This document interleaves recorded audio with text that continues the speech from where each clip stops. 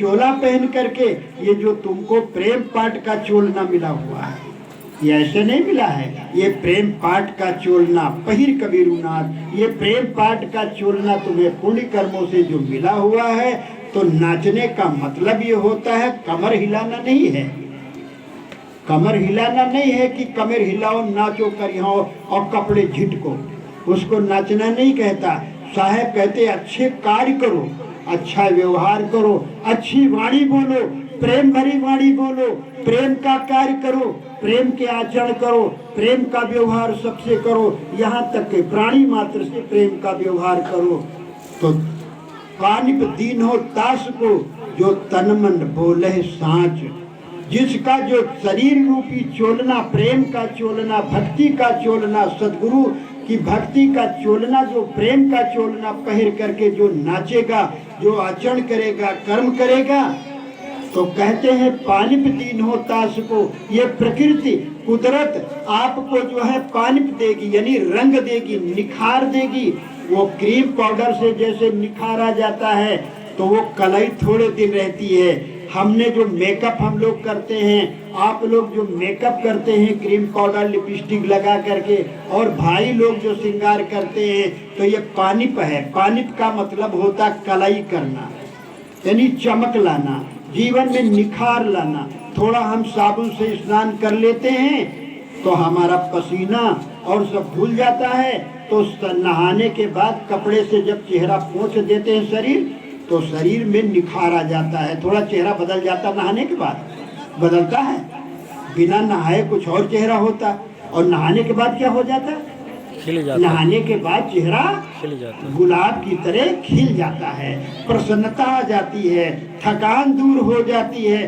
पानिप दीन होता सको, जो तन मन बोले साँच। ऐसे ही प्रकृति की तरफ से, कुदरत की तरफ से, भगवान की तरफ से आपको ऊर्जा मिलेगी, आपकी चमक मिलेगी, आपको रूप निखार हो जाएगा, आपके जीवन में सुख और शांति का निखार होगा, आपके जीवन में धन और समृद्धि आएगी, आपके जीवन में जो है लक्ष्मी आपकी सेवा करने के लिए तैयार होगी। कब? जब आप तन मन बोले साँच। शर्त इस बात की है, जब तन से सेवा करेंगे, किसी को भोजन पानी देना है तो गुस्से में नहीं, प्रसन्नता पूर्वक भोजन बनाओ। प्रसन्नता पूर्वक भोजन बनाओगे तो वह भोजन अमृत होगा, और उसको खा करके बुद्धि जो है विचार शुद्ध होंगे, और भगवान तुम्हारे हृदय में, तुम्हारे आंगन में, तुम्हारे घर द्वार सब कहीं भगवान विराजमान होंगे। अभी साहब कहते तेरा गंदा पड़ा द्वारा, कैसे आएंगे भगवान? भगवान कहाँ विराजमान होंगे? जब तुम्हारा तन मन सब गंदा है, द्वार भी गंदा है, कूड़ा कबाड़ है, बच्चे टट्टी कर गए तो पड़ी है, कुत्ता आया तो साफ कर दिया, ने मक्खी भिनक रही।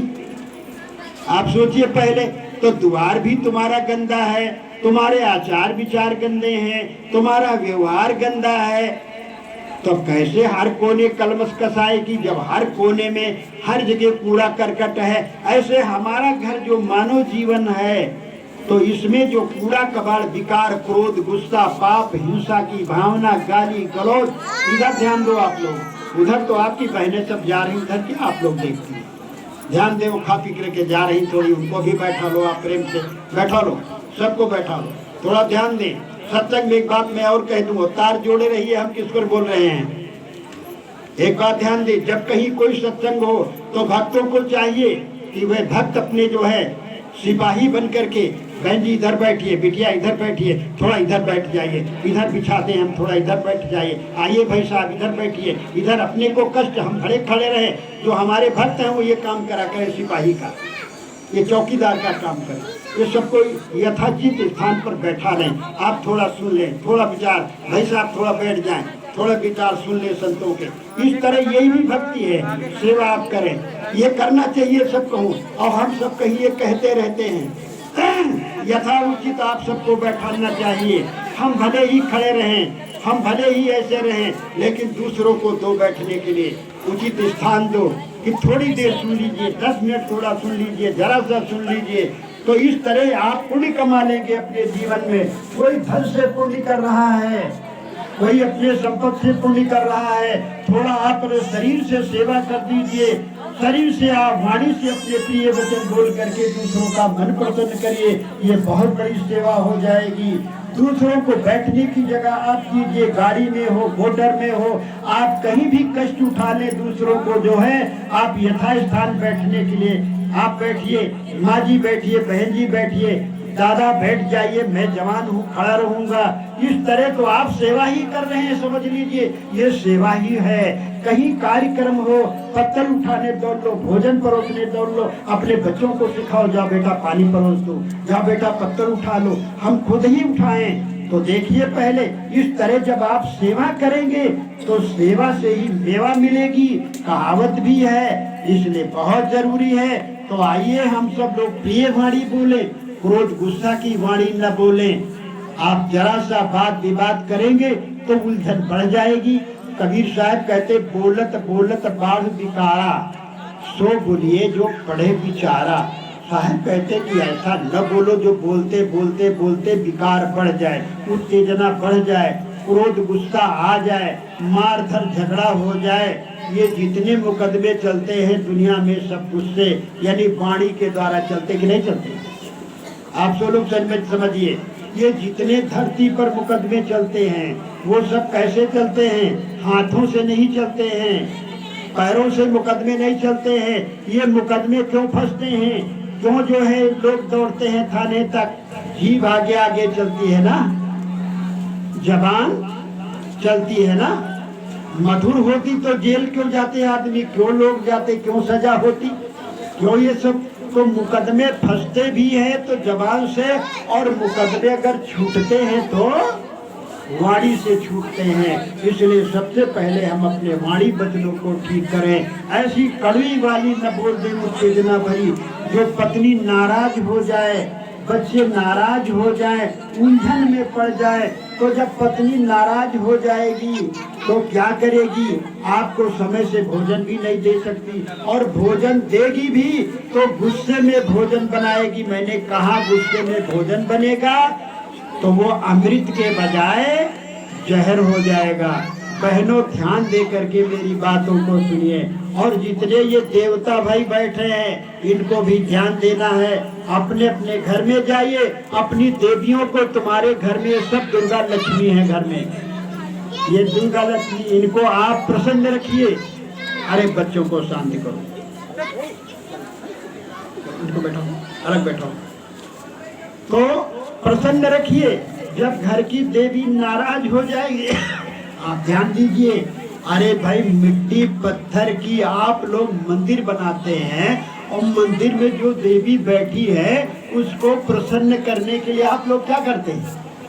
अगरबत्ती लगाते ना, अगरबत्ती लगाते हैं, फल चढ़ाते हैं, हाथ जोड़ते हैं, नमन करते हैं, सिर झुकाते हैं, माता खुश रहना, मैया नाराज न होना।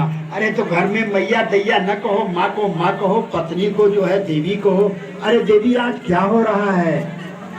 तो पत्नी भी कहेगी अरे देवता पधारिए और हम काम आपकी सेवा में लगे हैं। जब आप देवी कहेंगे अपने पत्नी को तो वो देवता आपको मानेगी, और जब आप उसको चुड़ैल कहेंगे, गाली गलौज करेंगे, कहीं कहेंगे कुतिया कहीं की, सुअर कहीं की, तो कुतिया कहीं की, गदही कहीं की कहेंगे, तो सुअर और गदही के कुतिया के कौन होता है? ये सुनने वाले, ये कहने वाले विचार नहीं करते कि पत्नी को गदही सुअर कुतिया कहे जा रहे हैं, तो कुतिया गदही सुअर के कौन होता है? अब भाई आप ही सब समझ ले, समझे? तो हम ऐसी गाली उल्टा ना दे, तो प्रिय वचन बोलो। तो ये देवी जैसे मंदिर आपका घर है, मंदिर में जो जितने सदस्य हैं वो छोटे बड़े सब देवी देवता हैं, उनसे प्रिय बोलो। चाहे भोजन कम बने, चटपटी ना हो, मिर्च मसाला कम हो, नमक कम हो जाए, कहीं बाल निकल आए। अरे भाई जब इनके जंगल है बिचारी भाई, कहीं खुद छूटते रह गए। एक तो माँ बहनों से कहते रहते, बाबा लोगों से कहते जरा भोजन बनाइए या भोजन परोसिए, तो अपनी दाढ़ी बांध लीजिए, ले भात में रगड़ जाएगा, परोसते समय में सब्जी में रगड़ जाएगी, तसला में दाढ़ी तुम्हारी। तो हम माँ बहनों से कहते रहते बढ़िया खींच करके बालों को सुरक्षित रखो, और जुआ पड़ने न पाए। जंगल में भालू शेर और सियार रहेंगे ही, तो जब जंगल में कहीं कंघा कभी नहीं डालेंगे तो क्या होगा।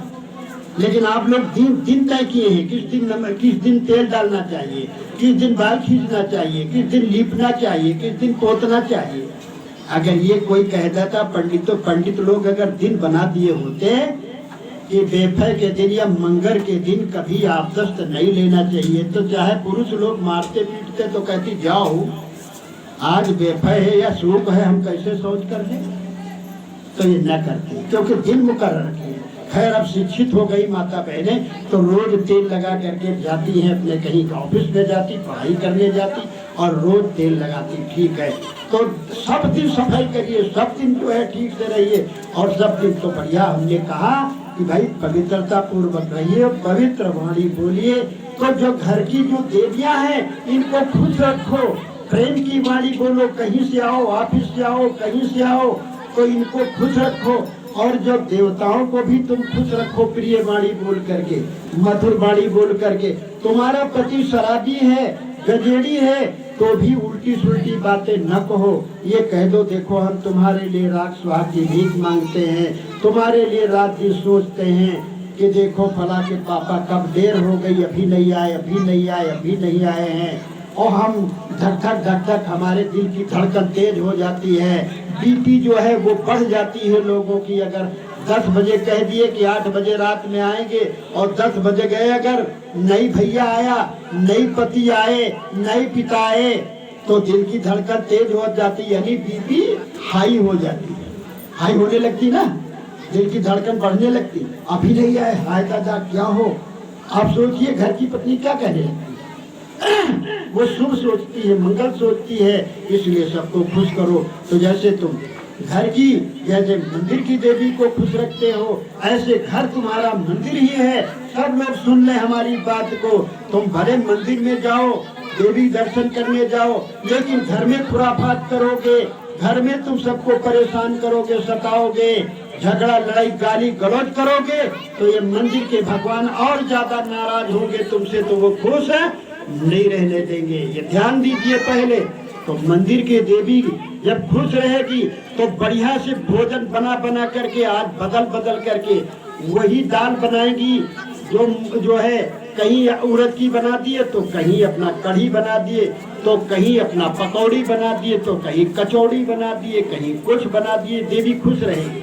और देवियां अगर खुश नहीं रहेगी, नाराज होकर के गुस्से में भोजन बनाएगी, तो क्या करेंगी, गुस्से में सब्जी पहले ही डाल देगी, मारे गुस्सा के हल्दी धरी रहेगी, मसाला धरा रहेगा। आप सोचो, पहले गुस्से में है तो कहीं नहीं कड़वा तेल मिला, मिट्टी का तेल मिला, तो डीजल मिला, वही डाल दिए, तो गुस्से में क्या हो। और गुस्से में जब भोजन बनेगा, फिर गुस्से में खाने वाले भी जाएंगे, तो गुस्से में भोजन परोसा जाएगा, तो माताएं परोस देती हैं, और ऐसे थाली सरकार देती तो दाल चावल रोटी सब्जी सब एक मिल जाती है। तब वो दांत पीसते पीसते खाते हैं, और वो मानो बिल्कुल बहू की तरह, जेठानी भैया की तरह घूंघट काट करके दांतों से, और दूसरी तरफ बैठ गए मुंह करके, पति के तरफ नहीं किया, क्योंकि गुस्से में है ना, गुस्से में देवी आज गुस्से में है। तो वो खा रहे हैं तो रोटी को मार रहे हैं, भोजन पाते खाते थोड़े हैं, रोटी कस के एकदम चबाते हैं और दांतों पीसे जाते हैं कि अब क्या करें। गुस्से में खाया जा रहा, गुस्से में भोजन बनाया गया, गुस्से में खाया जा रहा है, तो भोजन को खाया नहीं जा रहा, भोजन को मारा जा रहा है। सोचो पहले, तो वो भोजन हमें जो है सुख, शांति और प्रसन्नता उस भोजन से नहीं होगी, ना घर में हम प्रसन्न रहेंगे। तो हम घर में गुस्से में होंगे तो बच्चों को पीटेंगे, पति को नहीं पीट पाएंगे तो बच्चों को पीटेंगे, वो नाराज होंगे, गाय बैल को पीटेंगे, कहीं साइकिल को पीटेंगे, कहीं मोटरसाइकिल को अपन गाली देंगे। तो ये सब होता। तो भाई खुश रहिए, खुशी रखिए, प्रसन्न रहो और प्रसन्न रखो सबको। ध्यान दीजिए, एक जो है आपस में लड़ाई झगड़ा न हो, थोड़ी थोड़ी बातें हो जाए तो हंस करके टाल दो।